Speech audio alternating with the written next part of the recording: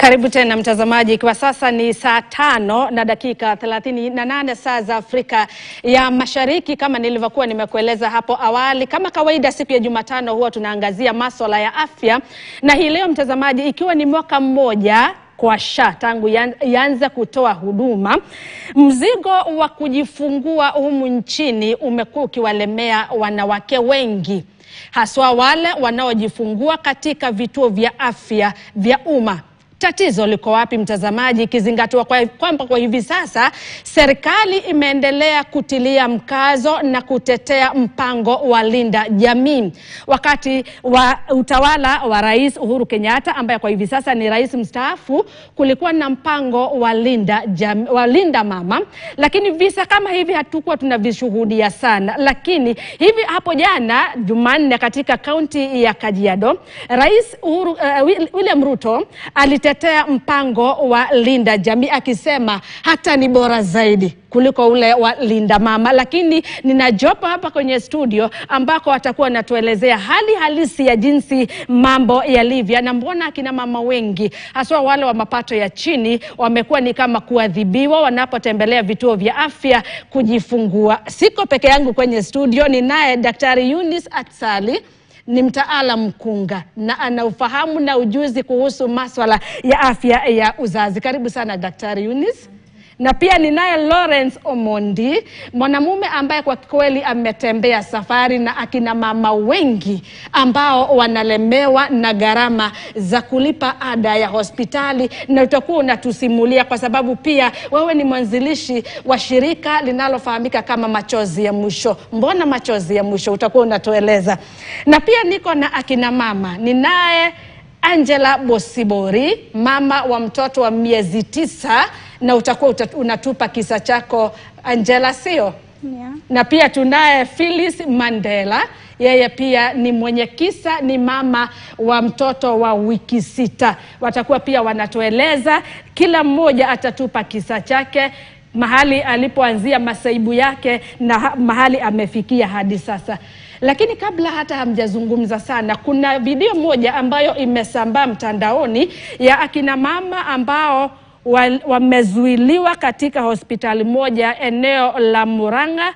Hebu tuwasikilize. Sina mtu wa kunisaidia, niko makini, sasa naomba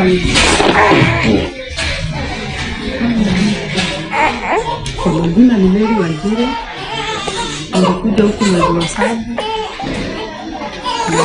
Majina naitwa Ruth Nekesa, nilijifungua tarehe 7 mwezi wa 9, na mzee kujangi kuniona na kuja sasa na Mungu nisaidie. Majina naitwa Doris, nilijua jana na nilikuja hapa mwezi wa 9 tarehe 8. Ni akina mama katika hospitali moja kaunti ya Murang'a wamezuiliwa pale. Mmoja pale tumemwona hata ni mama wa pacha ambao hata hawajafikisha mwezi mmoja, wanawalelea pale hospitalini hadi pale wakati iwapo msamaria mwema atajitokeza ama familia zao zitafanikiwa kuweza kulipa hiyo gharama ya matibabu. Video hiyo inaleta hisia za aina gani? Sijui, tuanze na akina mama Lawrence ama Eunice. Phyllis, yes, wakati unapoona video hiyo ya akina mama, wakati mmoja ulikuwa kama hao, yeah, utasemaje? Kwangu mimi nitasema ni uchungu kama mama wakati unaenda hospitalini, na kama mimi nilienda hospitalini nikijua nitalipiwa na SHA. Nilikuwa na shilingi 3,600.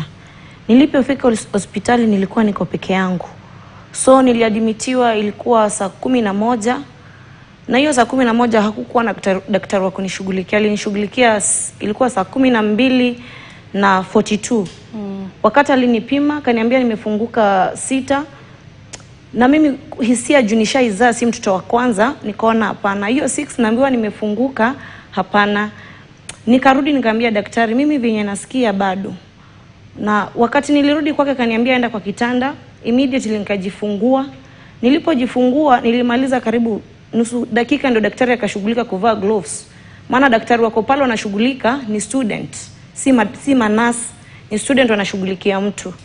So aliponishughulikia Akaweka mtoto pale mali wanaweka. Nilikaa hapo like 3 hours. Nikizaa mtoto alikuwa shatan blue. Hizo 3 hours wakati nilimaliza hapo ndo nikatolewa. Nikapelekwa kwa ward, nikakaa huko. Nilimaliza hapo wiki moja. Juu the following day kabla sijamaliza wiki nikienda kuchukua discharge summary, nikaambiwa, wakaniuliza unalipa na SHA, nikasema ndio. Wakaniambia leta ID number, nikawapea ID number. Nilipowapea ID number wakaniambia Phyllis 24 hours zishaisha, so SHA yezi kukusaidia. Nikawauliza yezi nisaidia aje, na hata pesa niko nazo, nilikuwa nataka mnipe direction jinsi naweka juu nisha register wakati nilienda nikiwa mjamzito clinic. Akaniambia 24 hours ishaisha na hiyo ndo management hospitali haiwezi kukusaidia.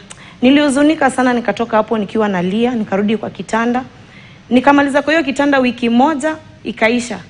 Ingine ikaisha. Ilipoisha wiki 2 mtoto akagonjeka nikiwa kwa hiyo kitanda hapo. Akapelekwa nursery. Kupelekwa nursery nikaambiwa tena sasa lipia SHA ili tufix mtoto. Nikamwambia niko na watoto wengine, wakati mliniambia 24 hours zimeisha. Wakati huo ulikuwa unaambiwa ulipe pesa ngapi? Ilikuwa nilipa kwa mwaka mimi nalipia 3600. Waliponiambia nilipe ile ni fix mtoto kwa SHA, nikamwambia sasa sina pesa juu ile pesa nilikuwa nayo immediately wakati mlinikataza nilitumia watoto nyumbani wakule. Wakaniambia mama hatuna vile tunaweza kusaidia, tafuta ili ufanye nini uweke mtoto kwa SHA. Niliwaambia ni sawa nitajaribu, maana niko na mume na ni Hassan na watoto nimewaacha nao sio watoto wake. Wake ni huyu nimezaa. So hao ni 4. Unaona mwanaume kukulea na watoto 4 plus huyu wake mmoja, tena atafute pesa kulipia itakuwa ugumu. So ilibidi niache hivyo, nikakubali, na ndo nikubali pressure ilipanda. Ikakuwa nilazwe, nikaambia Mungu mali imefika usiruhusu nilazwe. Jumali nimefika, niko na watoto wananitegemea, sina wa kuachia, yule mwenye ako nao si baba yao na anytime anaweza geuka. Nikajikubali, mtoto akatibiwa, akadungwa, hata ugonjwa uliofanya apelekwe pale ilibaki kwangu shtuko juu. Mtoto alianza kubreathe haraka na akatoka rashes. Alidungwa antibiotic siku 4. Hiyo siku 4 ikaisha. Nikawauliza basi sasa kama nimeshindwa kulipa bili naweza chukua mtoto wangu nikae naye huku ward kuliko nilikuwa nakuja hapa na hakuna maana nitakuwa nateremka na panda. Wakaniambia mama hapana, ni lazima ulipe bili ya mtoto ndio uchukue mtoto wako. Nilikaa hapo nikahuzunika, nikakosa otherwise. Ilibidi nijikubali, niungane na wenzangu. Pia pale kuna wale wenye wamekuja pale mwezi wa 6, mimi nilienda pale mwezi wa 7. Ilibidi nijikubali. Sasa kujikubali napata yule mwanaume kukuletea food itakuwa ngumu. Ni wewe ukubali ya hosi na ya hosi huwezi shiba upate maziwa. So yule mwenye anakuja kuonwa mna share. So ni hivyo tulikuwa tuna share. Neema ya Mungu ikanishika huko hata nikanona nikakaa nilikuwa maisha comfort zone. Haya, shikilia tu hapo kutakuwa natueleza. Lakini kwanza ningetaka kujua mtoto akawa mgonjwa alipata matatizo yapi? I think ni hiyo kutooga, kukaa pale unaona mtoto from 2 weeks kama hajaoga, rashes zikatoka mwili mzima.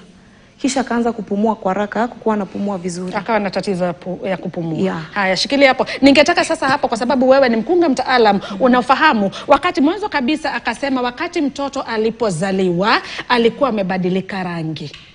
Ni nini kinachosababisha hali hiyo? Kwanza inasikitisha kwanza kabisa kujua kwamba mama anaweza wekwa hospitalini na kuna madhara mengi ambayo yanaweza kuja kwa mama kuwekwa hospitalini baada ya kujifungua. Kwa sababu kama mkunga baada ya mama kuzaa inatakana baada ya masaa 24 awe ameenda nyumbani ili aweze kupata lishe bora, na kuna vitu kadhaa ambazo mama inatakana apate. Na mtoto pia inatakana aenda angaliwe vizuri, awekwe joto, make sure that immunization imefanywa na vitu kadhaa ambazo ziko more comfortable ikiwa mama ako nyumbani. So mtoto kubadilika rangi sana sana huwa kuna vitu mbili. Sana sana kuna kitu inaitwa jaundice. So jaundice ni yellowing of the body ya mtoto. Mtoto anabadilika rangi kuwa yellow. Kwa sababu ya red blood cells zinavunjika. So that blood level ikuwe kawaida. Kwa sababu mama akiwa mjamzito, mtoto akiwa pale ndani ya ujauzito, HB yake hukua juu kushinda sasa ya ya kusurvive kwa dunia. So anapozaliwa mwili huwa yenyewe inavunja chembe za damu so that mtoto aweze kusurvive vizuri. So kuna vile mwili huwa inaweza kutoa hiyo kwa haraka. So kwa haraka kama mama anampatia maziwa ya kutosha, na mama anampatia maziwa ya kutosha kwa sababu amepata lishe bora, anapata maji ya kutosha. Na kuna saa zingine unapata sasa jaundice yenye imesababishwa na ugonjwa. Vile amejaribu kuzungumzia kuhusu mtoto wake kupata uharaka wa pumu na pia rashes kwa mwili. Hiyo ni sign of infection, neonatal sepsis. Yes, kumaanisha mazingira hayakuwa bora. Na pia kuna alarm. Kuna risk ya mtoto kaa hospitalini kwa sababu kuna watoto wengine pale ndani, kuna wazazi wale wengine pale ndani, na pia ni hospitali. Kwa hivyo magonjwa yako. So inawezekana mtoto ashike ugonjwa kutoka kwa wale wagonjwa wengine ambao wako hospitali. Yes. Asante, shikilia hapo daktari, kwa sababu utakuwa pia unatueleza hatari ya huyu mama kukusalia hospitalini kwa sababu anatagusana hata na wagonjwa wengine pamoja na jamaa wa wale watu wengine ambao wako pale hospitalini wanapokuja kuwatembelea. Kabla sijamhusisha Lawrence, Angela, ningetaka kupata hisia zako wakati umeona hiyo video. Inaleta hisia za aina gani? Kama mama, kwa kweli ni uchungu mno, kwa sababu si kupenda ama si matarajio uende kusaidika kwa serikali alafu upate matatizo huko. Sisi tunajua tukikimbilia kwa serikali tunaenda kupata usaidizi, si kwenda kutatizika. So inauma zaidi juu kama mimi kusema kweli, wakati nilikuwa najifungua mtoto wangu, niko na matatizo ya kupata ID ya Kenya. So singeweza kujazwa SHA ama kufanya nini. So ilibidi sikuwa na ule uwezo wa kupata ile bili ya hospitali yenye inaweza fanya niende pale hospitalini. Ilibidi niite mkunga kwa nyumba. Niliita mkunga kwa nyumba, nikamlipa ile pesa aliniitisha kidogo juu mimi ni hasla. Nilimpa ngiri moja juu alikuwa ananielewa vizuri. Nilimtafutia ngiri moja, akanisaidia hapa kwa nyumba. Ni mkunga mtaala mama, ni mkunga wa kienyeji? Ni mkunga wa kienyeji. So alinisaidia hapa, lakini pia after kunisaidia kujifungua nilikuwa na tatizo la kupeleka mtoto wangu hospitali. Na kabla hujafika pale sasa umefika hatua ya kujifungua, hata ume sasa kutafuta usaidizi kutoka kwa mkunga mtaala, mkunga wa kienyeji. Ulikuwa unahudumia kliniki? Sikuwa naingia kliniki hata moja. Sikuwa ingia. Kwa hivyo kwa hiyo miezi yote 9 hukuhudhuria? Sikuwa ingia kwa sababu mara ya kwanza nilipoenda pale hospitalini ilikuwa hapo Thika. Nilipoingia hospitalini waliniitisha fedha ya kulipia ile kitabu ya kliniki na mimi sikuwa nayo. Pesa ngapi? Waliniitisha shilingi 300. So mimi sikuwa na hiyo pesa. Ilibidi nirudi nyumbani juu kibarua yangu yenye nafanya ni ya kufua, nipate pesa nijisaidie nayo. So ilibidi mimi nijigeuze mpaka nyumbani, na hiyo ndio iliniua roho ya kurudi hospitalini tena. Kasema kama kitabu tu wameniitisha 300, kujifungua wataniitisha bill ngapi na sina mtu wa kunisaidia. Sina mwenye anaweza kuja kunishughulikia. Alikuwa mtoto wako wa kwanza? Ni mtoto wangu wa kwanza. So nika-imagine venye sina ID, sina relative karibu, ilibidi nizalie kwa nyumba. Na ndio tulikuwa tumejuana na mwenzangu, ndiye nilituma akaniitia mkunga. Haya, asante, kwa sababu pia utakuwa unatueleza huyu ni msichana mdogo ambaye ilikuwa ni mara yake ya kwanza kujifungua. Serikali pamoja na shirika la afya ulimwenguni linatuambia kina mama wakati wa ujauzito wako takriban mara 4 na zaidi uhudhuria kliniki. Hakuhudhuria hata mara moja. Kwa hivyo hakuwa hata na ufahamu jinsi mtoto amekaa tumboni na hata hatari ya kujifungua chini ya mkunga wa kienyeji nyumbani. Utakuwa unatueleza hayo. Lawrence, wewe ni baba. Umekuwa ukisafiri safari ndefu na nzito yenye masumbuko mengi na akina mama, sio maeneo ya Eldoret, sio huku Thika, maeneo tofauti. Safari imekuaje? Safari imekuwa nzito. Ukweli dhahiri ni kwamba shida tulionayo ni viwango vya umaskini viko juu zaidi, na ningetamani serikali iweze kufahamu fika kwamba viwango vya umaskini viko juu.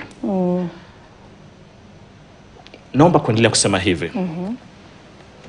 Nakumbuka nikienda Eldoret, takriban kina mama 27 walikuwa wamefungiwa katika hospitali ile, kisa na sababu wana bili tofauti ambazo wanadaiwa na hospitali ya rufaa ya Moi. Ya rufaa ya Moi. Tulienda huko tukapiga kelele, na vyozungumza tuko na kesi kotini, kwa sababu tuliwapeleka kotini tukisema sheria hairuhusu mama yote kufungiwa hospitalini kisa na sababu hawajalipa pesa. Tukawapeleka kotini. Kwa hivyo tutazungumzia jambo hilo liko kotini. Niliporudi chini ya wiki moja, yule mama pale Phyllis, sijui walijua vipi tuko, wakatutafuta. Wakatuambia tulipo hapa Thika tuko kina mama 19. Vile vile tumefungiwa. Wengine wao akiwemo wamefungiwa kwa takriban zaidi ya miezi 2. Hawajatolewa. Nashukuru Mungu tulienda hapo pia. Nilienda Thika, ilikuwa Jumamosi, sivyo? Nilienda Jumamosi, nikakutana na muuguzi mkuu, nikamwambia mnachofanya ni mbaya. Tafadhali naomba wakina mama watolewe. Nashukuru Mungu, alhamdulillah, walitolewa usiku huo. Walikuwa ni wakina mama wangapi? 19. Ndio. Navyozungumza leo, hiyo jana nikaambiwa kuna kina mama karibu 6-7 wamefungiwa Maragwa hospital. Hiyo video. Kwa hivyo inamaanisha katika sekta yetu ya afya ya umma, inamaanisha takriban kila hospitali kuna kina mama ambao wamefungiwa. Swali ni je, mbona tunafungia kina mama zetu baada ya kujifungua? Hilo ndio jambo ambalo ningependa tujadili. Na kuna njia mbadala ya kupata pesa ambazo hao kina mama mnawadai kando na kuwafungia. Nashukuru. Asante sana. Hapo bado umeuliza swali ningetaka hata utalijibu, na pia iwapo Eunice uko na maoni tofauti ungeweza kutoa. Labda kwa sababu pia tuko hapa pia kutoa suluhu. Kando na kuwazuilia hawa kina mama ambao wanalemewa na gharama ya hospitali wakati wanapojifungua, kwa sababu hali ya kuwazuilia hospitalini inatishia afya yao pamoja na afya ya watoto wao, pamoja na wale ambao wamewaacha nyuma kwenye familia, kama jinsi Phyllis anasema ana watoto wengine ambao walikuwa amewaacha watoto 3. Kwa hivyo ni kumaanisha ni hali ambayo inamwathiri yeye na mtoto wake mchanga pamoja na wale watoto wengine na jamaa walioachwa nyumbani. Ni suluhu gani nyingine ambayo inaweza tumika kando na kuwazuilia? Naomba kusema hivi. Kwanza, unapomzuia ama unapowazuia kina mama kisa na sababu hawajalipa bili ya hospitali, kisheria ni hatia. Tuanzie hapo. Kwa sababu jaji kulikuwa na kesi kuhusu hospitali ya Pumwani, jaji akasema kwamba mwanadada ama mama hafai kuzuiliwa. Kisheria mama hapaswi kuzuiliwa anapojifungua. Na nikukatiza, wanaofanya vile wanafahamu kuhusu hilo, wanafahamu kuhusu hiyo sheria pamoja na sera ambazo zipo za afya ya uzazi humu nchini? Ama ni utekelezaji, kuna mapuuza katika utekelezaji? Nimezungumza na baadhi yao. Wanafahamu fika kwamba hupaswi kumzuia mama anapojifungua. Wako na idara za kisheria katika hospitali. Kwa mfano Moi, hospitali ya rufaa ya Moi, nilienda huko. Wako na idara ya sheria. Kwa hivyo wana sheria ambao wanafahamu hatupaswi kuzuia kina mama. Kwa mtazamo wangu ni ile hali ya watu kutojali. Kusema kwamba najua sheria inasema nisimzuie mama, lakini nitafanya nini? Hadi kina Lawrence na machozi ya mwisho tutokezee na mashirika mengine tupige kelele ndio watoe. Swali ni je, sheria inasema nini? Hakimu mkuu alisema kwamba iwapo mama hawezi kulipa bili ya hospitali, tafuta njia mbadala. Na njia mbadala ni kwamba kuna, we call them in English, small claim courts. Hizi courts ndogo ndogo. Muite Phyllis, mwambie aise, mwanadada, bili yako ni 3,000. Tunataka uende nyumbani, lakini kila mwezi tafuta 500. Kweli ama uongo? Naomba nikwambie kitu moja, Agnes. Nilipoenda Eldoret, usiku ule wakati nilikuwa tunawaruhusu wale kina mama kwenda nyumbani, takriban kina mama 10 hawangeweza hata kupata nauli ya kurudi nyumbani kutokana na kiwango cha umaskini. Sisi wenyewe, mimi mwenyewe niliwalipa kila mmoja fedha za kwenda Makua. Unamuza, pesa ngapi? Shilingi 100. Pesa ngapi? 200. Nikajiuliza, I say, yule mama ulipomfungia alikuwa na bili ya shilingi 3,000. Miezi 3 baadaye unamwachilia na bili 60,000. Umefaidi nini? What did you gain? Kwa miezi 3 umemfungia kutoka bili 3,000 hadi bili 60,000. Mwanadada ambaye hawezi hata kugharamia shilingi 200 ya kwenda nyumbani. Huo ni ukatili mkuu. na tutaupinga hadi tamati. Hatutaogopa kupinga. Asante sana. Sasa Daktari Eunice, ningetaka pia nawe uchangia kutokana na hilo hatari iliyopo kwa akina hawa mama kuzuiliwa hospitalini pamoja na watoto wao wachanga, ikizingatiwa kwamba huyu mtoto yuko katika hali anahitaji mazingira bora hata zaidi, kwa sababu hata akiwa pale nyumbani unamchunga kwa njia ambayo unahakikisha hayuko kwenye hatari yoyote. Hali hii inaweka wapi hatari kwa mtoto huyu mchanga? Asante sana Agnes. Kwanza ningependa kusema happy birthday kwa Sha kwenye Kenya. Nataka kusema happy birthday, and uzuri wa Sha ni kwamba kwa karatasi imeandika very good policies. Kuna very good policies zenye nitakana zikuwe zinazuia kina mama, zinawasaidia, zina protect wa kina mama, zina protect wa mama, zina protect jamii, vile wanaita linda jamii sasa hivi. So happy birthday to Sha, lakini bado tuko na shida. Tuko na shida kwa sababu kama tunavyosikiza kutoka kwa kina mama wenye wako hapa, kuzuiliwa kwa hospitali ni against human rights. Kwa sababu even our own constitution na World Health Organization inasema kwamba intakana tupeane the highest attainable health to these women, to the women and to the population.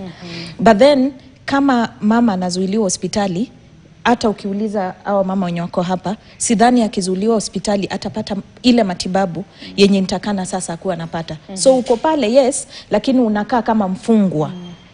Unakaa kama mfungwa mwenye unapewa tu chakula peke yake. Hakuna mtu atakuja kutazama mtoto wako unless we mwenyewe uangalie mtoto wako ako na shida. So kwa mama kukaa pale, kwanza moja unamfanya anasikia vibaya sana. It's mental torture kwa huyu mama. Anaumia. Yes, anaumia nafsi yake, hata akili. Anapata tena magonjwa mengine pale ndani kama vile infections. Mtu anaweza pata infection kama mtu mwenye amepasuliwa, anaweza end up kupata tena sepsis infection akiwa pale hospitalini. Kwa sababu hospitali kuna wagonjwa wenye wako na maradhi tofauti. Kwa hivyo ina uwezekano anaweza pata infection. Tu utapata pia kuna zile kukosana katikati ya hospitali. Kuna wamama wanapigana kwa sababu ya kuwa pale hospitali, wanakosana na kupigana. So you are endangering huyu mama kwa kuwa pale. Number 3, mtoto wake. Una risk huyu mtoto kupata magonjwa pale ndani. Pia utapata uwezi ukafuatilia ule mtoto vile nitakana. Kwa sababu mama ako pale, amekaa na mtoto wake, sidhani atakumbuka sasa nitakana nipeleke mtoto kupewa chanjo. Atakaa pale ndani, so mtoto atakuwa kama mtoto mwenye amekuwa neglected kwa maisha. Then number 3, even the society penye anatoka, watamwangalia kivipi? Unaona, wamama wengine wanashanga huyu alienda hospitali, atarudi lini? Kwa hivyo ningependa sana Sha kama inaweza weka into action something that will start taking care of these women from the time you know you are pregnant. Kwa sababu kikawaida intakana mama aende antenatal clinic 8 times before azae. Intakana kuwa ameenda kliniki mara 8. So intakana waamasishe wa mama pale nyumbani that intakana waende hospitali, and these 8 times kuna kila kitu yenye nafanywa at each one particular time. So ukiangalia Sha imesema kuna antenatal care cover, but unfortunately hawaja unpack kusema like ukikuja mara ya kwanza utapata huduma gani, na ukipata hii huduma watariembas kivipi. So kwa hiyo the nini yao ya Primary Health Act, the fund, it doesn't really take care of. Sasa nimeenda hospitali, intakana nifanyiwe ultrasound. Zitakaviwa ultrasound gapi? Intakana ni chekiwe blood. Watafanya blood checks ngapi?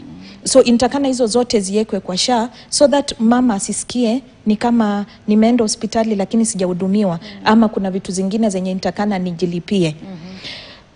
Ukiangalia like hawa mama wenye wako hapa, utapata some of them income maybe ni 100 ama 200. Na sasa remember ako ujauzito.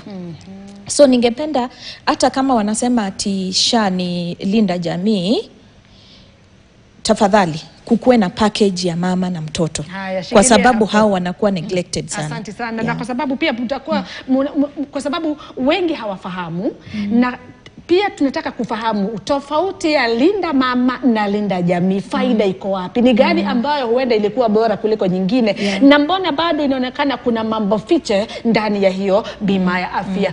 Mtazamaji, kufikia hapa nachukua pumziko fupi mno. Baada ya muda usiokuwa mrefu tutarejea na kuendelea kwenye awamu ya pili ya mjadala wetu, ikiwa sasa pia tutakuwa tunapata maoni kutoka kaunti ya Taita Taveta, Nakuru pamoja na Kakamega. Wananchi watakuwa wanasemaje kuhusiana na mjadala wetu hii leo? Usiende mbali.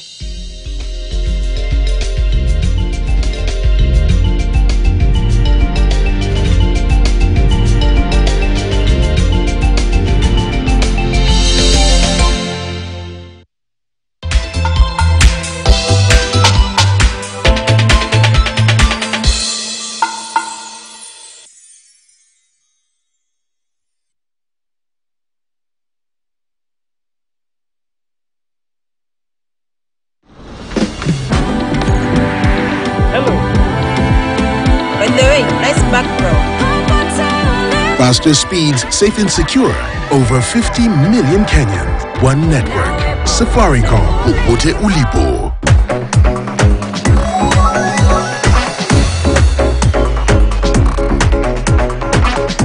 I make my Tuesday count by reading the Financial Standard. It helps me make much better and smarter financial decisions.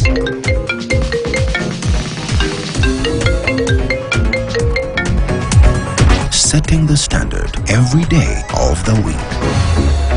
The Standard, Kenya's bold newspaper. Nairobi, are you ready for the 22nd edition of Kenya's largest single-day sporting event?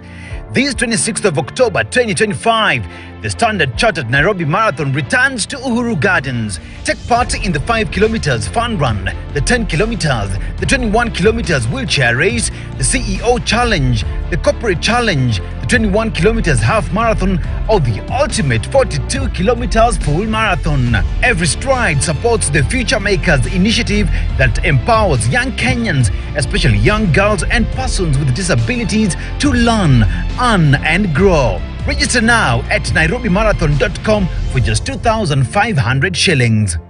Live updates will be on KTN on 26th of October 2025 from 6 a.m.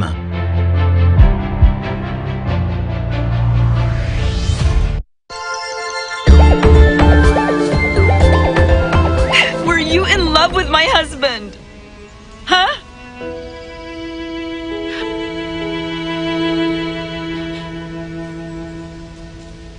No, I wasn't. If you didn't love Tony at all, then why did you have to steal him from me?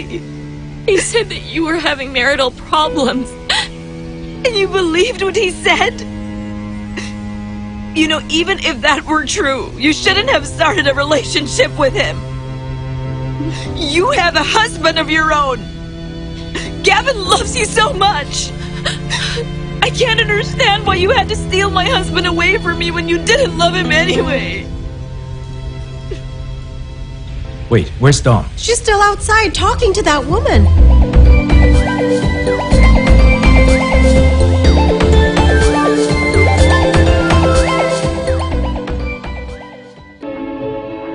We have been trading with Yara for very many years, and I am very happy with their support. Because one of the main issues that was giving farmers problems was the availability of good quality fertilizer. And Yara has been able to fill that gap. We started to build Yara knowledge centers. These are centers that are based within the communities, in the villages. So throughout the season, this center provides knowledge and training to the surrounding farmers. From A to Z of that particular crop. The farmer will understand what to plant, when to plant, how to plant, what to do during the season to be able to achieve a certain yield target.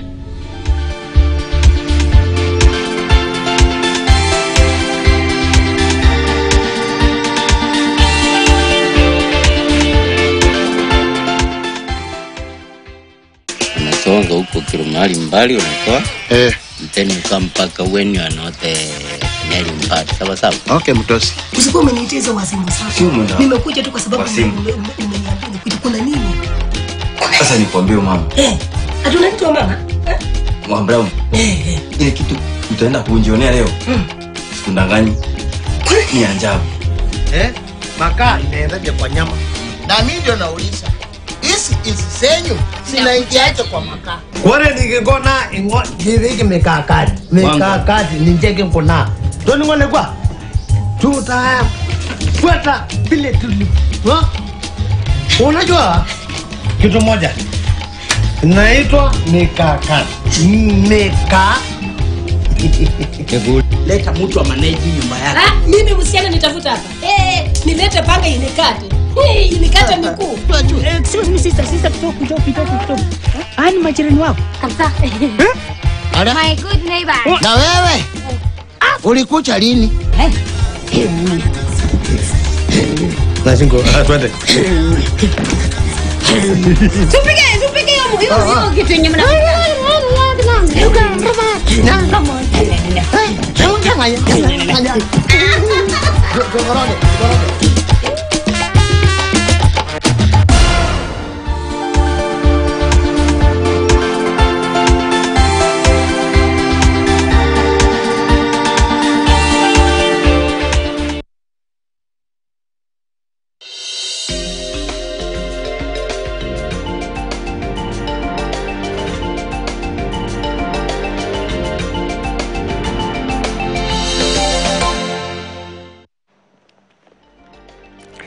Karibu tena mtazamaji, ikiwa sasa imetimia saa 6 na dakika 8 saa za Afrika ya Mashariki. Tunaendelea na mjadala wetu. Hii ni awamu ya pili kuhusiana na mzigo wa kujifungua nchini, nikiwa naye Eunice, Lawrence, Angela pamoja na Phyllis. Na wiki iliyopita tulimsikia Rais mstaafu Uhuru Kenyatta akizungumza kuhusu afya ya uzazi humu nchini na akataja mpango wa Linda Mama. Hebu tumsikilize. In health, our Linda Mama, the removal of maternity fees in our health centers gave and saw great improvement in maternal health and improved child mortality rates. Huyo ni Rais mstaafu Uhuru Kenyatta akizungumzia kwamba mpango huo wa Linda Mama ambao uliasisiwa wakati wa utawala wake ulivyopunguza vifo vya akina mama wanapojifungua pamoja na vifo miongoni mwa watoto wachanga. Jopo litakuwa linazungumzia hilo, lakini siku moja baadaye Profesa Kithure Kindiki ambaye ni naibu rais alimjibu Rais mstaafu Uhuru Kenyatta, na pia hapo jana Rais William Ruto alizungumzia na kusema kwamba Linda Mama ndio ilikuwa nzuri, lakini Linda Jamii ni bora zaidi. Tusikilize hizo semi mbili. Hii serikali ya William Ruto imejaribu jameni. Wale wanaikosoa waikosoe, lakini wakuwe na ukweli, wasiseme mambo ya uongo, kwa sababu hiyo Linda Mama ambayo ilikuwa inachunga mambo ya wamama wajawazito, sasa tumeipanua kupitia SHA.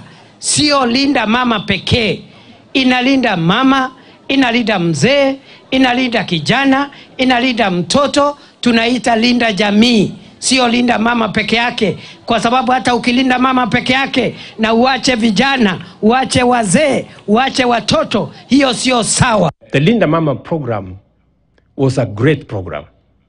We developed it under the Jubilee administration, under the leadership of President Uhuru. We learned a lot from the Linda Mama program. And because of the experiences, because of the lessons learned from the Linda Mama program, we designed the Linda Jamii program, which was an improvement from the Linda Mama program. So Linda Mama was good. Linda Jamii is obviously better. And therefore, it is an improvement from what it was in terms of the scope, from just delivery of mothers, which was the primary target of Linda Mama. We've now improved it to cover prenatal, before the delivery, postnatal, the delivery itself, postnatal, and it's no longer targeting mama, it is targeting jamii. Hizo ni semi za viongozi hao watatu: Rais mstaafu Uhuru Kenyatta, Naibu Rais Profesa Kithure Kindiki na Rais William Ruto. Ni kuhusu Linda Mama na Linda Jamii. Sasa wakati wanapozungumza hao ni viongozi na ni kuhusu ni miradi hii miwili, Linda Mama, Linda Jamii, wengi wanashangaa mbona sasa ndio sasa wanawake wanafungiwa hospitalini. Tofauti ya Linda Mama na Linda Jamii. Tumesikia Profesa Kithure Kindiki akisema kwamba inaenda zaidi ya mama na mtoto. Inachunga mzee hata na wale na vijana. Na sasa tunamwona Rais William Ruto akisema kwamba hii ni bora hata zaidi, imepanuliwa, sio Linda Mama haikuwa mbaya, lakini sasa hii ni iko hata bora zaidi. Tofauti iko wapi? Sisi tuanze na Lawrence alafu ndio tutazungumza sasa na Eunice. Nitajibu kwa kifupi, kisha nitamwezesha dadangu hapa aelezee kwa undani zaidi. Kabisa. Nimeweza kuzungumza na kina mama moja wapo akiwa hapa, wengi ambao waliweza kufungiwa hospitalini, na changamoto ambazo tumeweza kupata ni kuwa katika Linda Jamii ambayo iko chini ya SHA, wanaarifiwa, kina mama wanaambiwa kwamba hizi pesa ni takriban shilingi 500 kwa mwezi, kisha ukifanya kwa mwaka ni shilingi 6,000, sivyo? Hizi pesa kwa mujibu wa kina mama wanastahili kulipa kwa awamu moja. Hapo ndio kuna kizungumkuti, hapo ndio kuna tatizo. Dadangu hapa yosema kwamba yeye kazi anayofanya kufanya nini? Ya kufua nguo. Kwa siku anaweza pata shilingi 200, ikiwa nyingi sana ngapi? 500. Shilingi 500 kwa siku ni fedha ambazo mwanadada mama anatumia kujikimu kimaisha. Nitanunulia vipi mtoto wangu chakula? Nitafanya nini? Na bado analipa nyumba. Analipa nyumba. Tuko pamoja? Niulize dadangu Agnes, huyu mama atawezaje kupata shilingi 6,000 kwa awamu moja alipe? Hapo ndio kuna kizungumkuti. Hapo ndio kuna kizungumkuti. Ukimuuliza ile dadangu mwingine hangeweza kulipa kwa awamu moja. Kwa hivyo iwapo serikali inatusikiza, na najua anatusikiza, ningetamani kuarifu kwamba wafanye wawezalo, liwe liwalo, ruhusu wa kina mama basi wawe wakilipa kwa viwango tofauti. Lakini ikiwezekana, kwa sababu kwa mujibu wa kisheria, tena afya uzazi ni bure kwa mujibu wa kisheria, it's a law, maternal health policy of 2013. Ni kisheria kwamba kina mama hawapaswi kulipa, lakini kule uelewa mambo ndivyo sivyo.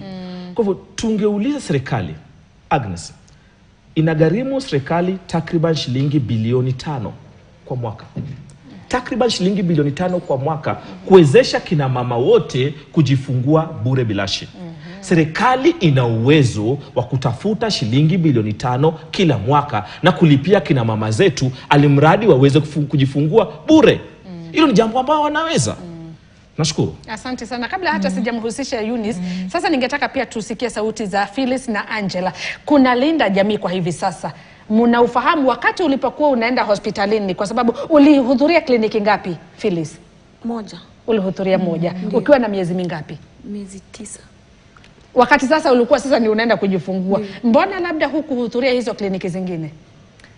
Sikuhudhuria kwa sababu unapoenda clinic ni lazima ulipe. Lazima ulipe lab, kila kipimo unalipia.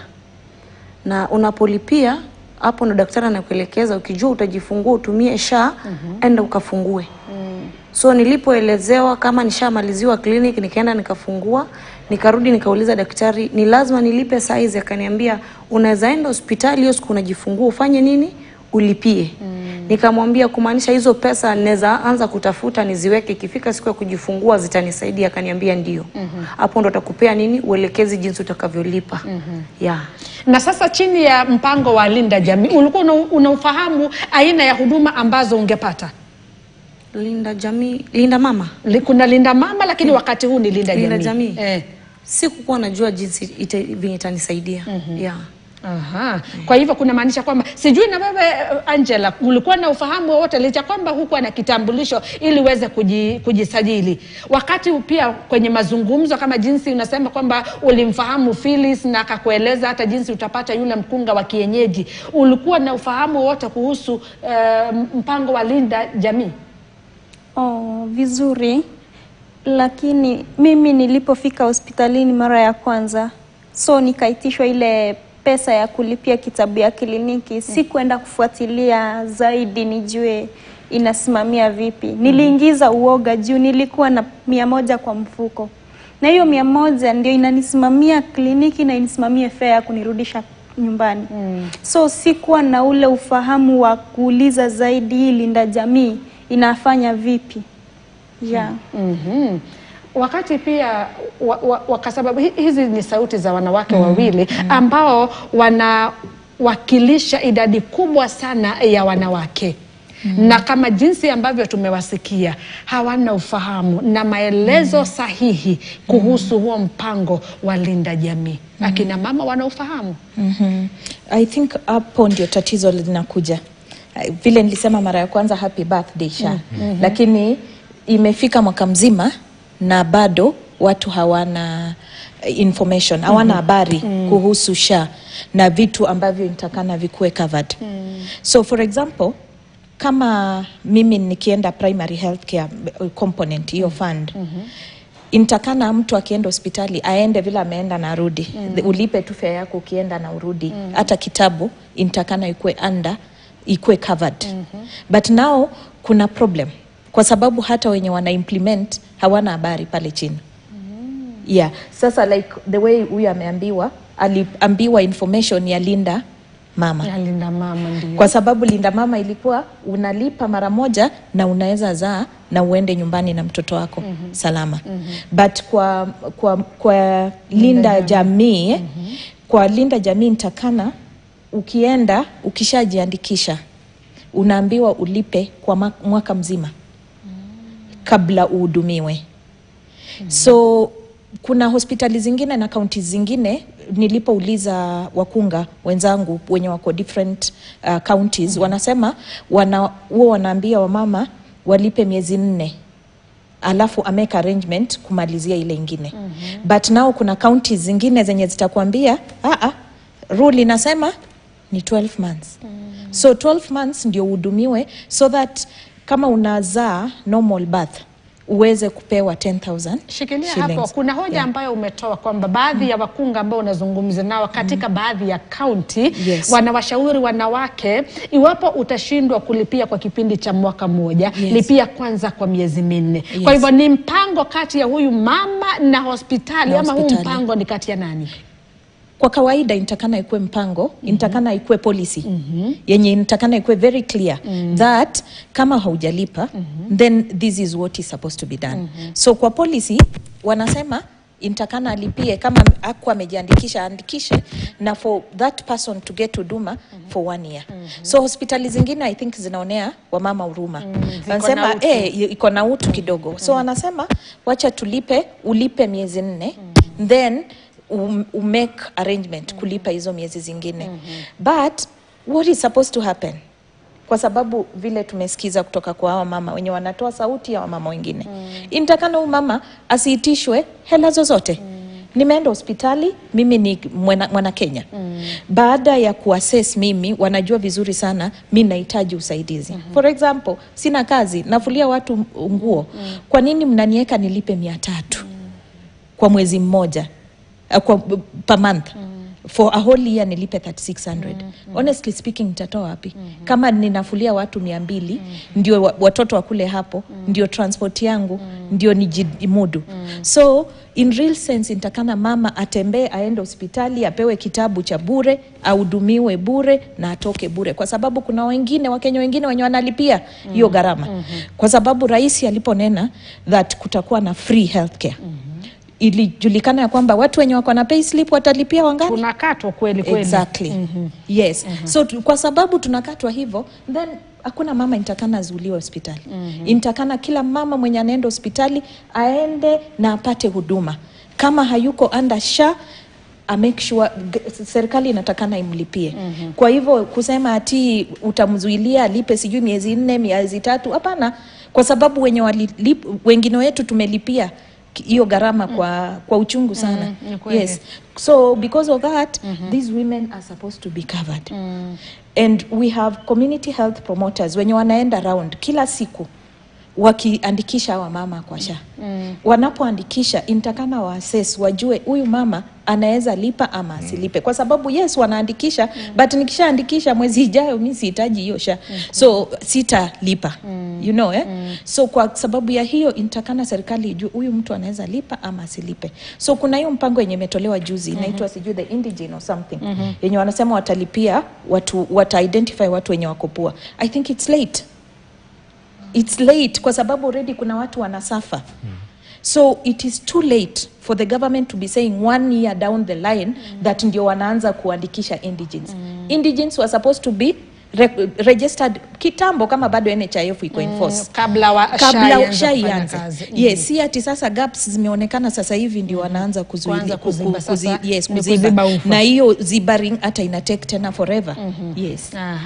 Asante sana Eunice kwa hilo. Mtazamaji, kufikia hapo nachukua pumziko lingine fupi mno, ni la mwisho, alafu baadaye tutakuwa tunarejea na kuingia kwenye awamu ya 3 na ya mwisho ya mjadala wetu.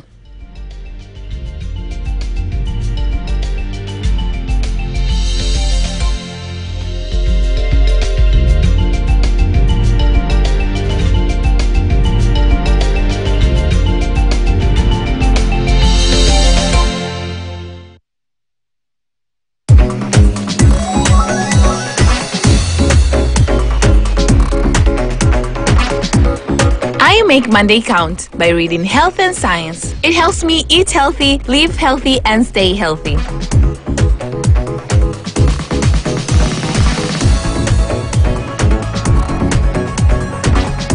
Setting the standard every day of the week. The Standard, Kenya's bold newspaper. Bajo el cielo roto de promesas sin sentido, where deceit lurks behind every smile, and crimes threatens to tear everything apart. Come out. But even in the darkest moments, family is the bond that can't be broken. Happy birthday. When the drama is too much to bear, there's always comedy to heal the heart. You should have let me die instead. I don't have money for another funeral. Silly girl. This is more than just a story. It's life.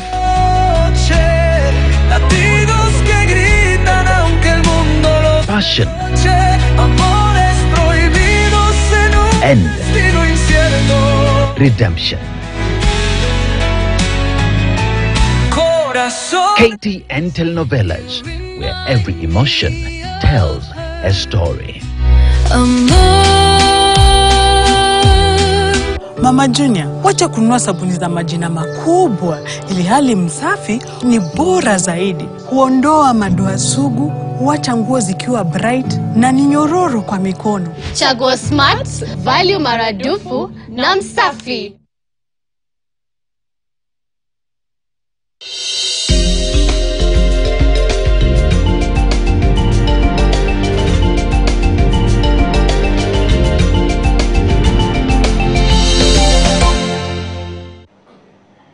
Karibu tena mtazamaji kwenye awamu ya 3 na ya mwisho ya mjadala wetu kuhusu mzigo wa kujifungua humu nchini, tukiwa naye Daktari Eunice, Lawrence, Angela na Phyllis. Katika kutamatisha tu, wakati sasa mumezuiliwa pale hospitalini, Phyllis, watoto walikuwa wanapata chanjo inavyostahili, na je, mnalipa pia hiyo chanjo? Ukiwa umefungiwa hospitalini na bill, hiyo watakulipisha free juu unavaa uniform, mwezi vaa nguo ya nyumbani, unavaa uniform ya pale. So pale unakaa like wewe ni mfungwa. Hata ukipeleka chanjo unasindikizwa. Adungwe tena usitoroke. Juu kuna wengi wametoroka, si uongo. Kuna wengi wameacha watoto. Na hiyo kutoroka, unapata mtu anatoroka usiku, unaona kama wewe mama wakati unasikia na plan atatoroka, una feel juu kuna mzigo anakuambia ameacha wengine, sasa heri huyu abaki, yeye aenda asaidie wale wengine. Hapo wako safe. So kuna kadhaa wametoroka tukiwa nao. Ulishuhudia wewe? Na wanatoroka usiku. So inabidi tumekuwa tukisaidiana, ukweli kwa Mungu. Tumekuwa tukisaidiana, unamwangalilia watchman amelala. Juu akikupia story yake anakuambia baba alimtoroka. Yenyewe tangu muone hajaiona na mtu yoyote. Hata anashindwa akienda na huyo mtoto amsaidiaje. Sasa heri amwache hapa ako safe, aende angalie wale aliacha kwa nyumba. Mtu unaangalia watchman amelala, mtu anaruka kwa fence, anaruka hiyo ukuta yenye mezingirwa hapo kuanzia kwa prison, anaenda. Na sasa wakati watoto wanapoachwa pale, wanaachwa sasa chini ya mikono ya nani? Wengi wamekuwa kitoroka ni watoto wa NBU. So akiacha mtoto pale NBU within newborn unit. Newborn. Na hata akikaa pale masiku kadhaa utamuona ujue aliendea wapi. Na wakienda hawatarudi. Wakienda hawezi rudi. Ni kisa cha kusikitisha. Sasa Angela, wewe ulijifungua ukiwa nyumbani kutokana na hiyo gharama, ukasema hata kliniki hutahudhuria hata moja kwa sababu uliona pia ni mzigo. Sasa baada ya kujifungua, ulienda labda kuangaliwa iwapo uko sawa ama bado ulisalia kuwa chini ya mikono ya huyo mkunga? Huyo mkunga wa kienyeji baada ya kukusaidia kujifungua, alirudi kukukagua? Mkunga wa kienyeji kwa upande wangu naweza sema alinisaidia. Juu kabla ya kujifungua, alirudi siku kadhaa kuniangalia na kuangalia yule mtoto ako aje. Juu kusema ukweli mimi nilimwambia tu mkunga sina uwezo wa kwenda hospitalini. Lakini ilipofika mtoto ameanza ile anatakiwa kupata chanjo. So nilianza kwenda hospitalini apate chanjo. But ile kwenda hospitalini mtoto kupata chanjo pia lazima ulipie ile chanjo. So ilinikalia ngumu. Unalipia pesa ngapi? Unalipia shilingi 100 kila chanjo. Venye una visit any chanjo lazima ulipie hiyo shilingi 100 ndio mtoto adungwe hiyo chanjo. So tumesukuma hivyo, even though ni ngumu. Sometimes unaenda unapata hujapata kibarua, haujapata any venye unaweza jisaidia, unarukisha ile siku ya chanjo, unaenda wiki nyingine. Ukienda hiyo wiki nyingine ukijaribu kuwaeleza wale madaktari wako pale, ni matusi, ni kukufokea, ni kukuharasi in short. So inakuwa changamoto zaidi ya kuvisit hata ile chanjo. Sometimes imefika siku ya chanjo na hauna ile pesa ya chanjo. Inabidi uogope kiasi. Kwa sababu sasa mkunga atakushughulikia wewe kama mama, na mtoto ashawahi kaguliwa tangu alipozaliwa, ama mara ya kwanza ni wakati wa kwenda ile kliniki? Mara ya kwanza ni ule wakati wa kwenda kliniki. Lakini mtoto akapatikana bado yuko sawa? Alikuwa sawa. I thank God. Hakuna kitu ilimwapenia hadi venye huyo mkunga alikuja. After kujifungua bado alirudi sasa na dawa zake za kienyeji, za kiukunga yani. So hizo ndio alikuwa anaangalia mtoto, pia mimi ananichunga. Sasa alikuwa anaangalia mtoto nini? Like kuna zile dawa wako nazo. Anampa, anamuosha na mtoto anakuwa safe. Sasa anampa anywe ama anamuosha tu? Anamuosha nazo. Ya kuzuia rashes, ya kuzuia hizi infections like zenye zinaweza shika mtoto.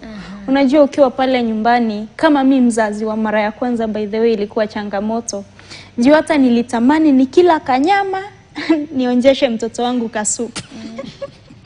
Sasa mkunga alikuwa anakuja na zile dawa, anamuosha nazo ndio in case kuna kale ka infection kameshika mtoto toka. Na hata kitovu kikakauka vizuri. Kitovu ilikauka vizuri, aliekea dawa peke yake hadi ikatoka. Na mwana Yuni sana. Kafungwa na uzi. Anashanga kazi inaisha. Sio kazi itaisha, ni hatari iliyopo hapo mbele. Iwapo sasa mkondo utakaofuatwa ni huu. Una yapi ya kusema? Huyu binti hakuhudhuria kliniki hata moja. Ni mara yake ya kwanza kujifungua chini ya mkunga wa kienyeji. Inaashiria hatari gani? Kiukweli kuna madhara mengi yanaweza kuja na hiyo. Kwanza ni mama mara ya kwanza. Kwa hivyo anaweza kuwa alipasuka. Anaweza kuwa alipasuka, sijui kama huyo mkunga alishona ama kulienda aje. Huyu mama sijui nini imemfanyikia baada ya kujifungua. Hata hapa sasa ningetaka hata kabla uendelee acha nimuulize swali. Wakati mkunga alikufuatilia baada ya kujifungua, alikuwa anakupa huduma gani? Nilipojifungua, nilijifungua salama. Sikupasuka ama kuwa na madhara yoyote. Ulifunguka vizuri. Nilifunguka vizuri. So venye nilifunguka vizuri, alinisaidia nikajifungua salama. So after kujifungua salama ndio alinipa dawa zake nikanywa. Yani kutoa kuna sijui wanasema aje. So venye alinihudumia hivyo, I thank God, mimi naona nilikuwa sawa. Instead ningeenda pale hospitali niombe bill mingi na zenye singeweza kulipa. Sauti ya Angela ni sauti ya wamama wengi kwenye nchi hii. Na hata juzi tumekuwa na meeting, actually jana, tukielezewa kwamba percentage ya wamama wenye wanakuja hospitali imeanza kureduce. Imepungua kabisa. Na tusipochunga tutarudi penye tulikuwa more than 10 years ago. So I think SHA inabidi ijikaze kidogo. Otherwise tunarudi mahali pabaya. Na Angela anaweza kuwa alikuwa na bahati kwa sababu hakupasuka, damu haikuvuja na vitu nyingi ambazo zinaweza fanya na mtoto pia akawa salama. But kuna wale ambao wanaenda pale na kuna wamama wameanza kupoteza uhai kwa sababu ameenda kwa mkunga au mkunga amemkujia kwa nyumba, then ameanza kuvuja damu. Mkunga anashtuka, anashindwa pa kwenda kuripoti. So anajaribu kupeana dawa zake za kienyeji, haifanyi. Then eventually unalose huyu mama kwa sababu ya uoga. Kwa sababu hata huyo mkunga anajua itakani akuwa anafanya hivyo. Itakana apeleke mama hospitali instead of yeye mwenyewe kumhudumia pale nyumbani. But kama SHA itaendelea kuweka vikwazo zenye ziko hadi sasa, then tutarudi pale tulikuwa more than 10 years ago. Penye wamama walikuwa nakufa wengi under unskilled birth attendants, na wamama wako wanakuja hospitali kwa sababu wanaona hata amekuja kuniona mara kadhaa, which nafurahi sana Angela the way anaongea passionately na kusema vile alikuja kumwangalia na angalia mtoto, which is something that intakana under primary health care intakana iko inafanyika. That mkunga hata yule mwenye ako hospitali intakana aangalie huyu mama mara 4 kabla afikishe wiki 6. So tuko na structure mzuri sana Kenya yetu, napenda sana policy zake, but shida ni implementation, utekelezaji. Sasa unaona tunaweka vizuizi vingi kama vile kulipia kitabu peke yake. Ilifanya Angela asiweze akaogopa kwenda hospitali. And you can imagine labda angesaidiwa hizo mara 8 za kwenda hospitali, angefanywa vitu nyingi zaidi na angeelezewa hata jinsi ya kuja hospitali na madhara yaliopo ya kuzalia nyumbani. So I think SHA needs to work extremely hard to kupeana information. Kwa sababu hata information maybe yenye wanapeana through the primary healthcare promoters maybe awapeani ya kutosha.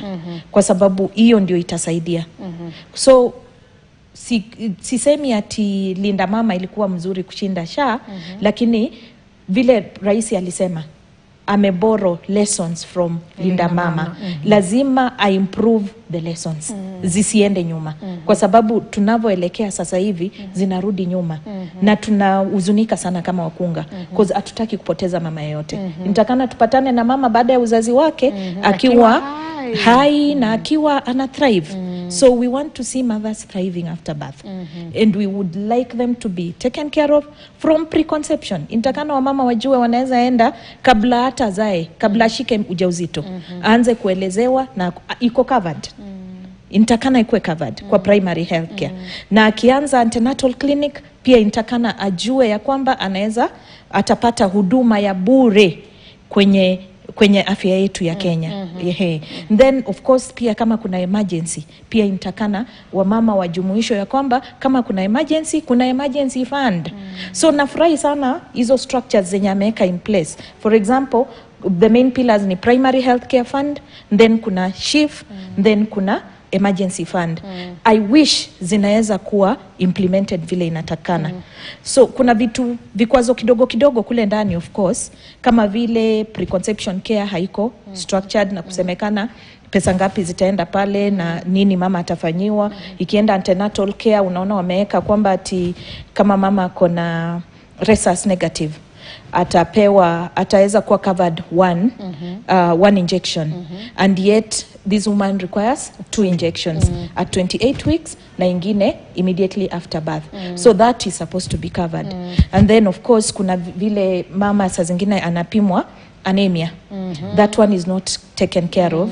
Na hata zile supplements wanasema it's exempted unless under medical prescription, which intakana ikuwa automatic. Mama akiwa mjamzito in our environment Kenya, nutritional supplement is very important. So intakana hizo vitu strengtheniwe. Ikifika kwa kuzaa, wanaandika vizuri sana, wanaweza cover normal labor. Intakana iongezwe kwamba kuna mtu anaweza zaa normal, vaginal, yes, amezaa kwa njia ya uzazi ya kawaida, lakini kuna complications zinaweza kuja. Na complications inaweza kuwa kama uvujaji damu, yenye inaweza kuwa inahitaji more care than the normal. Or maybe amepata seizures, amepata convulsions anapojifungua. Huyu mama atahitaji huduma nyingine ya juu zaidi kushinda huyu mwingine. So cover intakana ikuwe enhanced kusema yes, kama amezaa vaginal ni hii amount 10,000.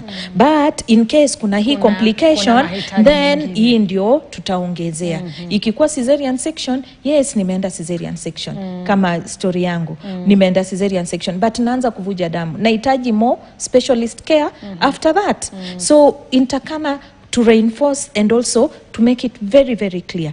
Then baada ya kujifungua, mama ameshajifungua, yes, imelipiwa bill, very good, but anapohudumiwa, kwa sababu tunasema polisi yetu ya reproductive health intakana aangaliwe mara 4 kabla afikishe wiki 6. Hizi mara 4 how much is SHA taking care of, so that huyu mama anapokuja kuonekana na mhuduma wa afya angalau ako covered. So hizo vitu intakana zikuwe strengthened vizuri. Na newborn, actually sitaki kuacha baby kando. Yes, newborn, yes, tuwezi kutenganisha mtoto kwa sababu mtoto pia kuna mahitaji zake. Unaweza pata mtoto amezaliwa vizuri, very good, but then ako na shida ya kupumua, amepata asphyxia. So huyu mtoto kama kisa cha Phyllis. Yes, kisa cha Phyllis. Mtoto intakana hudumiwe kwa special care unit. So akienda pale special care unit, we are not saying how much we are going to cover this baby uko kwa special care unit. Anaweza kuwa pia amezaliwa na unaanza kuresuscitate. It is not normal, lakini ataresuscitatiwa na, so inahitaji more equipment than the normal baby mwenye amezaliwa kapanguzwa vizuri akapatiwa mama. So hizo vitu intakana SHA is strengthened kwa sababu idara ya afya ita undergo a lot of trauma. Yes. Itakabiliwa na changamoto nyingi pamoja na kurudi nyuma kama jinsi unavyosema, iwapo hatua za dharura hazitachukuliwa. Tutarudi mizo.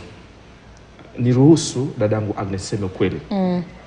Iwapo ningekuwa tukadiria yaliyofanyika Eldoret, yaliyofanyika Thika, yaliyofanyika Maragwa, huenda kuna maelfu ya kina mama ambao bado wamefungiwa katika hospitali kadha wa kadha hapa nchini. Ni ombi langu kwamba iwapo rais anatusikiliza, atoe wito kina mama wote ikiwezekana watolewe haraka iwezekanavyo. Tuko pamoja? Ikiwezekana kina mama wote waliofungiwa katika hospitali tofauti humu nchini watolewe. Unapomsikiza akiongea, unapomsikiza dadangu pale akiongea, jambo moja la kupiga mshipa kwamba tatizo ni nini? Tatizo ni viwango vya umaskini. Tatizo kubwa. Na alivyosema dadangu hapa, tusipochunga tutarudi katika zile enzi za wakunga. Amezungumzia. Na tumekuwa, naomba nikwambie Agnes, takriban wanawake 20 kwa sasa wanafariki kila kuchao wanapojifungua nchini Kenya. Unafahamu fika. Takriban watoto 92, 92 newborns. Takriban watoto 92 wanafariki kila kuchao humu nchini. Na tusipochunga tutarudi kule nyuma tulipokuwa. Hatua ambazo tungeweza kupiga, ambazo tumepiga, tutazirudisha nyuma. Na kivipi tutakosa kurudisha hatua zetu nyuma? Ni kwa serikali kuona kwamba uzazi ni jambo la thamana sana. Tusifanye kina mama wetu wajione kama wafungwa. Sikiza naposema mama anaacha mtoto hospitalini, anatoroka. Na hata wanamsaidia kutoroka. Ni mama yupi anaacha mtoto atoroke? Ni kwa sababu ya uchochole, kwa sababu ya umaskini. Na hapo sasa ningetaka kuuliza, kwa sababu nyinyi wawili ningetaka mjibu. Ukiangalia kiwango cha uchumi wa Kenya kiko bora ikilinganishwa na mataifa mengine katika kanda ya Afrika Mashariki. Lakini mbona hayo mataifa yamepiga hatua kubwa sana katika afya ya uzazi? Ni kipi ambacho kinafanywa kule hakifanywi hapa nchini? Kwa sababu ukiangalia hata kama Uganda wako mbele sana kutushinda. Tatizo liko wapi? Iwapo ataruhusu kuzungumza. Kwa mujibu wangu, tatizo ni kwamba hakuna ari ya watu ambao wana mamlaka kusema tunataka kumaliza tatizo hili. Tuko pamoja? Kwa sababu ukiangalia kifedha, inagharimu pesa ngapi kuhakikisha kwamba kina mama zetu hawafariki wanapojifungua? Inagharimu hela ngapi kuhakikisha kwamba watoto wetu hawafariki wakiwa bado wadogo? Inagharimu hela ngapi kuhakikisha kwamba watoto kina mama wetu kama hawa wanajifungua bure? Inagharimu takriban bilioni 5 peke yake. Uchumi wetu ni takriban trilioni 4. Kama uchumi wetu unaelekea trilioni 4, bilioni 5 ni nini? Kwa hivyo naomba nikukumbushe. Wanasiasa wanasema kila kuchao tunapoteza bilioni ngapi? Bilioni 2. Kwa hivyo, kwa hii wiki, leo siku gani? Leo ni tarehe mosi. Leo tarehe mosi, Jumatano. Kwa hivyo kesho na kesho kutwa, tafadhali tusiibe hizo pesa, tukusanye tulipie kina mama. Iwapo itawezekana. Kwa hivyo kuna uwezo wa kutafuta hizo bilioni 5 na kuhakikisha kwamba kina mama hawaendi kwa wakunga.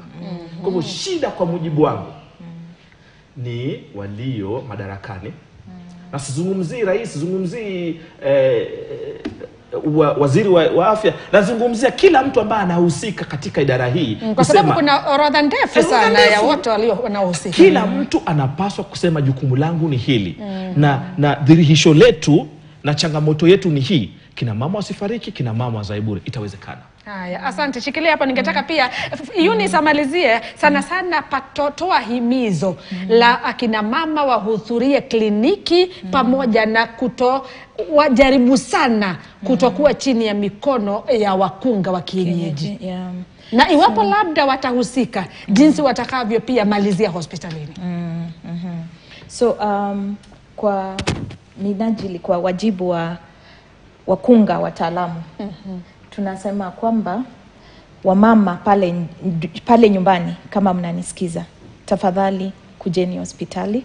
Tuko pale na maarifa ambayo inaweza wasaidia vilivyo, na hatutaki kupoteza mama yoyote kwa sababu ya kwenda kwa mkunga wa kitamaduni.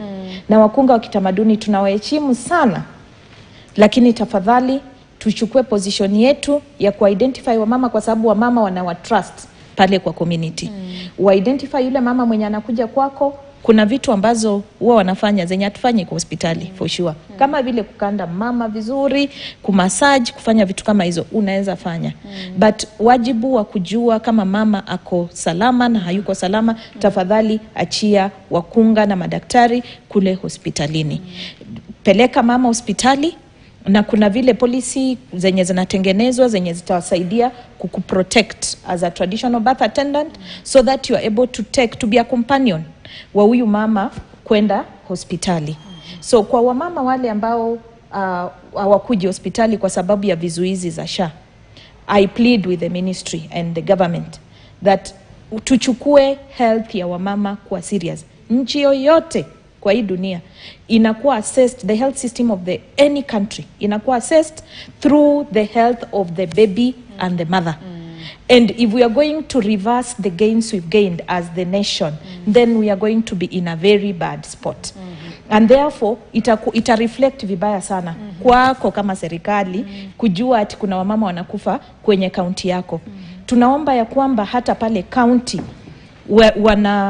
wanasiasa wawajibike, wajue nini inaendelea kwenye afya, idara ya afya kwenye kaunti yako, ili tusaidie hata the vision ya president to make sure that every woman, every person in the community is taken care of. Tulinde jamii, lakini tunapolinda jamii, wacha to make sure tuna protect wa mama wetu na watoto, na pia wakunga wataalamu wahusike vilivyo. Asante sana. Na ni kile ambacho kimeniumiza nafsi kwenye haya mahojiano ni kisa ambacho Phyllis amekiri kwamba ameshuhudia, hata pia ameshiriki kusaidia akina mama watoroke hospitalini na wamewaacha watoto wao. Ni taarifa ambayo tutaendelea kufuatilia kujua iwapo akina mama hao wamesaidika na wakaungana tena na watoto wao, kwa sababu hawakufanya vile kutokana ni eti hawana haja na watoto wao, ni kutokana na jinsi maisha yamewasonga. Asante sana Daktari Eunice Atsali, ni mkunga mtaalam, na Lawrence Omondi ni mwanzilishi wa Machozi ya Mwisho. Kwa kifupi tu, mbona Machozi ya Mwisho? Machozi ya Mwisho ni shirika tulianzisha mimi pamoja na mke wangu baada ya kupoteza mtoto wetu akiwa bado angali mchanga. Sisi ni wazazi wa mapacha. Siku moja tuliweza kuamka takriban miaka 3 iliyopita tukapata mtoto wetu ambubujiko wa damu hadi akafariki. Kwa hivyo kutokana na kifo cha mtoto wetu tulisema machozi yetu ya mwisho tutapigania haki ya uzazi ya kila mama. Na bila shaka umekuwa ukijitokeza kimasomaso na umewasaidia akina mama wengi. Asante sana Lawrence kwa jukumu ambalo unalifanya kwenye jamii. Bila shaka umeweza kuwafuta wengi machozi, na kwa kweli ni machozi ya mwisho kwa sababu uliweza kuingilia kati ukamsaidia Phyllis na wanawake wengi sana, pamoja na Angela Bosibori. Asante sana kwa kutupa kisa chako pamoja na Phyllis mwenye mtoto wa wiki 6. Umekuja naye pia hapa kwenye studio. Asante sana, bila shaka ninawatakia safari njema katika malezi, na pia kwenye Eunice na Lawrence, endeleeni kutoa mchango wenu katika jamii kuimarisha afya ya uzazi. Mtazamaji, ninasema asante sana kwa wote waliofanikisha taarifa hizi na pia kwenye mjadala, na kwa mtazamaji nasema asante sana kwa muda wako. Mimi ni Agnes Gakunga, endelea kutazama KTN.